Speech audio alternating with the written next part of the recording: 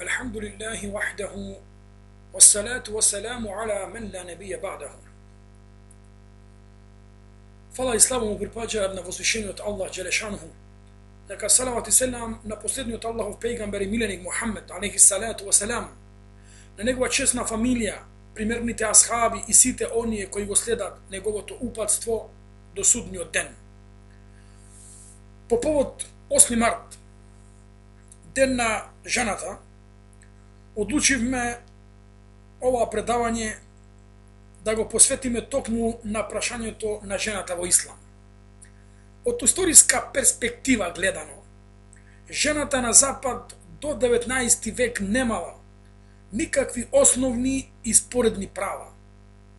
Таа, користејќи ги денешните слободни права, тргнала во борба и кампања за добивање на позиција во општеството. Од тука, западнаците како ублажување и сочувствување со жената и одредиле ден кој експлицитно ќе гласи Ден на жената. Само како податок ќе го наведеме исказот на англискиот филозоф Херберт Спенсер во неговата книга за социологија вели: жените се продавале во Англија меѓу 11 и 15 век. Англискиот парламент издал одлука во времето на Хенри VIII, крал на Англија, каде и се забранува на жената да го чита новиот завет. Кога сме тука, да се подсетиме дека асхабите во времето на халифата Ебу Бекар радијаллаху анху, првиот мусхаф, Куран, кој бил кодифициран, собран во една збирка, и го предале на Хафса, мајката на верниците, таа да го чува. Но ние муслиманите не треба сето тоа да го земаме без резерва. Особено кога знаеме дека исламот има своја доктрина и има своја концепција, која се заснова на верските извори Куран и Сунет. Имено, жената во исламот треба да биде почитувана, негувана во текот на цела година. Не само за 8 март. Жените како мажите се обврзани да повикуваат во Аллахова вера и со помош на верниците да помагаат во работата за исламот. Затоа Аллах Джелешануху во Куран Азимушан во многу места вели: "Вал муъминуна вал муъминат", верниците и верничките. "Ал муслимуна вал муслимат", муслиманите и муслиманките. Од друга страна, лицемерните и лицемерките, тие пак повикуваат на неморал и зло. Ако ги читаме делата кои го третираат животот на Мухамед салалаху алейхи ва салем, ќе најдеме дека жената од првиот ден на објавата активно се вклучила во работа и делување за исламот.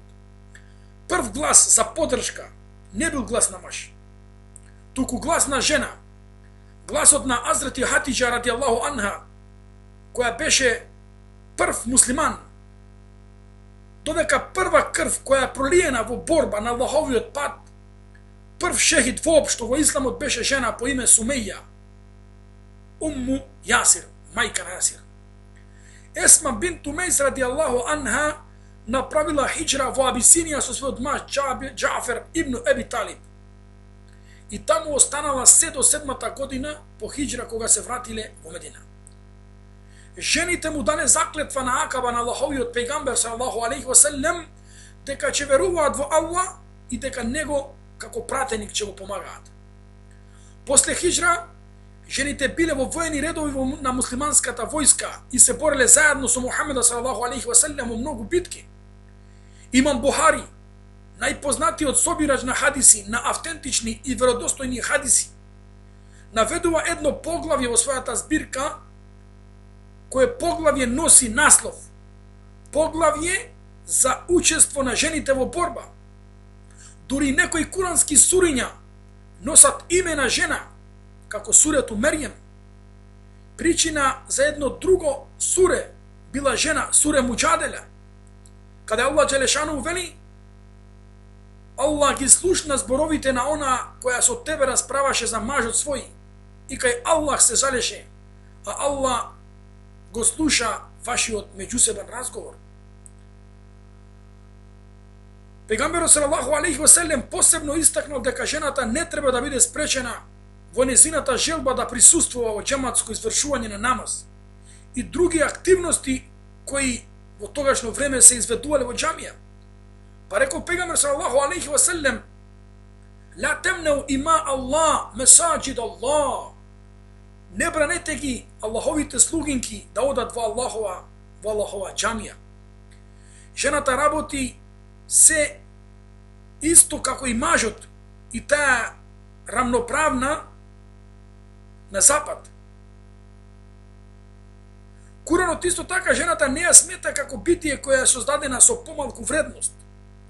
Не ја смета како битие кое е создадено од реброто на мажот. Не ја смета како елемент на грев, ниту мал шејтан, преку која големиот шејтан го заведува на човекот. Куранот не вели дека жената нема да влезе во џеннет, ниту дека таа не може да постигне големи и високи степени. Напротив, половата припадност не влијае на тоа, ниту постои некаква разлика меѓу мажот и жената во сферата на духовноста. Семошниот Аллах вели: وَمَنْ يَعْمَلْ مِنَ الصَّالِحَاتِ مِنْ ذَكَرٍ أَوْ أُنْثَى وَهُوَ مُؤْمِنٌ فَأُولَئِكَ يَدْخُلُونَ الْجَنَّةَ وَلَا يُظْلَمُونَ نَقِيرًا.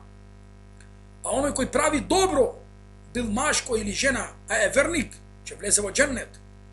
Куранот наведува и примери на жени кои биле повозвишени од мажите во своје време. Ја спомнува Меријем која била повозвишена од Зекирија.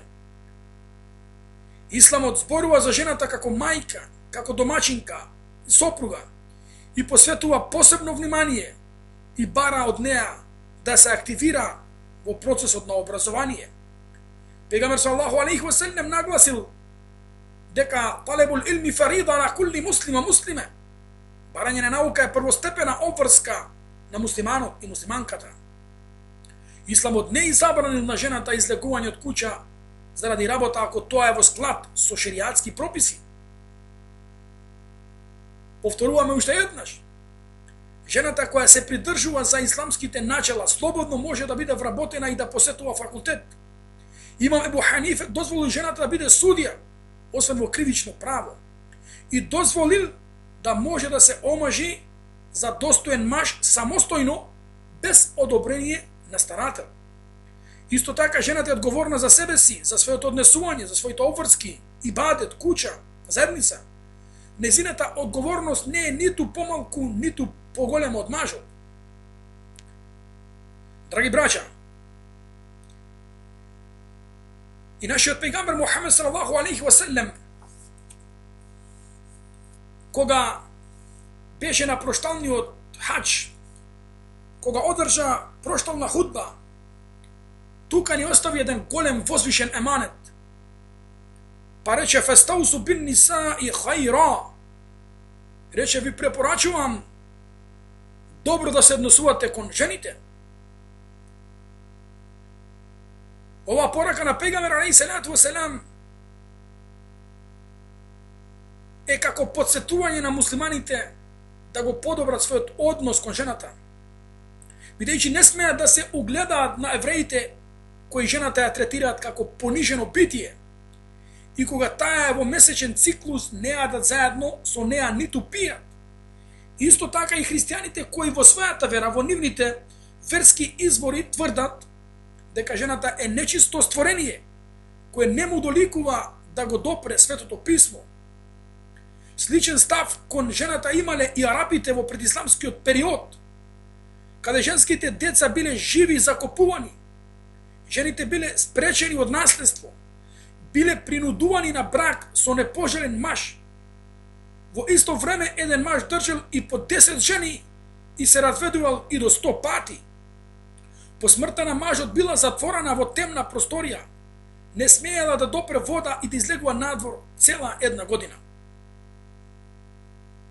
Што е можно важно и значајно е тоа што оваа порака на пегамбер алейхи салам беше изречена во најсветото место на Арафат, во најголемиот се исламски конгрес, во највредните денови, на денот на големиот хадж, на Арафат, кога пејгамбер алейхи салату веселам се обрати пред над 100.000 хаджи. Оваа порака исто така ја потврдува и Аллах џелешану во Куран азиму шан, каде вели: وَعَاشِرُهُنَّ بِالْمَعْرُوفِ فَإِنْ كَرِهْتُمُوهُنَّ فَعَسَى أَنْ تَكْرَهُوا شَيْئًا وَيَجْعَلَ اللَّهُ فِيهِ خَيْرًا كَثِيرًا. И учтиво однесувајте се кон нив, кон жените. Ако пак имате некаков презир кон нив, може би во она што го презирате, Аллах ќе ви даде добро големо.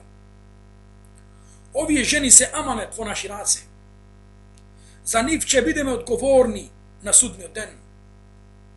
Затоа сме должни прво да се однесуваме добро кон нив, да ги исполниме нивните права, како што рекол пејгамбер саллаллаху алейхи ва селлем: "Ен јутимаха ила тајм, ва јахсуха ида ктаса, ва ла јадрибу лваџ, ва ла јукаббих, ва ла јахџур илла фил бејт."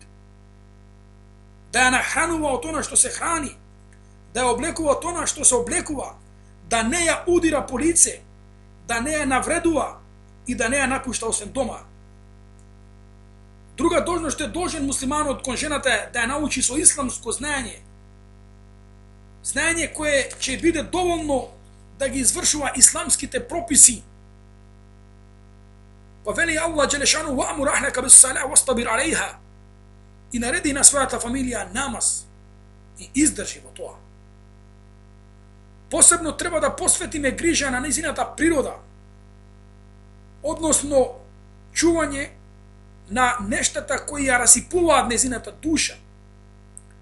Тука влегува да ја отстранува од лошо друштво, од гледање на расипани програми, љубомора кон нејзината чест, да не дозволи да шета по улица сама и слично. Аллаховиот пратеник саллаллаху алейхи ва селлем рекол: "Куллукум раин ва куллукум мас'улун ан рајатихи." Сите сте вие чувари и одговорни за своето стадо. Да ја задоволува нејзината потреба, емотивна, душевна, физиолошка и така натаму. Аллаховиот пегамбер саллаллаху алейхи ва селлем рекол: "Во фи бид'i ахадукум садака." И вашиот орган, вашиот интимен однос имате садака. Асхабите зачудени прашаа: "Зарем некој да ја задоволи својата жена, својата страст, има награда?" Рече: "Да." Што мислите ако тоа го прави на забранет начин? Дали ќе има грев?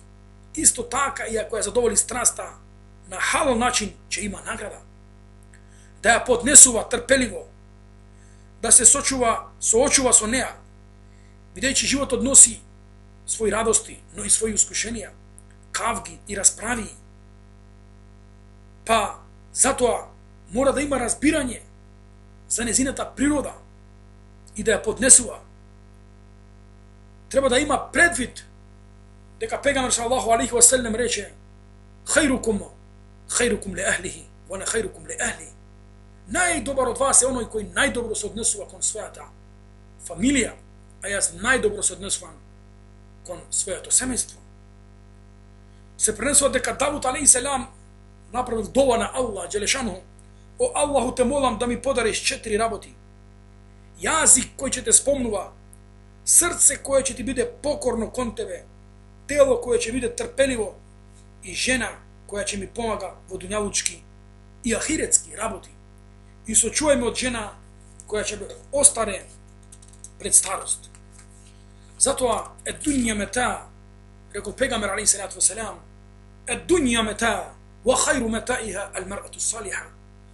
Дуњалук е насладување, дуњалук е уживање, а најдобро уживање, најсладко уживање на овој дуњалук е да човек поседува покорна, убава, пријатна жена.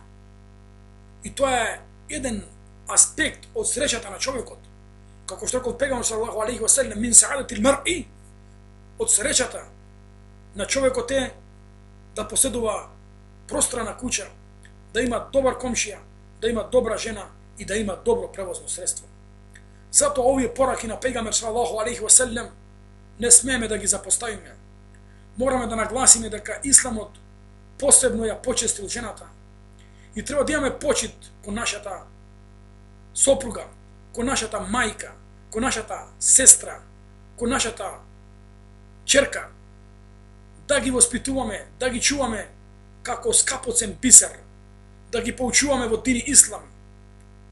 На тој начин ќе постигнеме Аллахово задоволство и на дуњалук и на ахирет.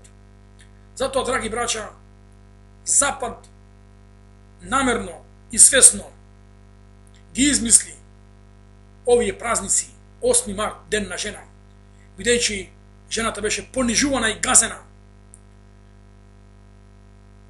Исто така и денот на трудот, 1 мај, работниците беа понижени, беа експлоатирани и потлачени, па мора да измислуваат денови и датуми во кои ќе им се посвети ден на тие загрозени категории на луѓе.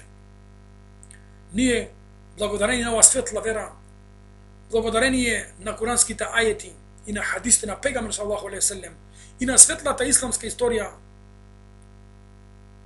сме упатени во најдобрите принципи и начела на однесување кон жената.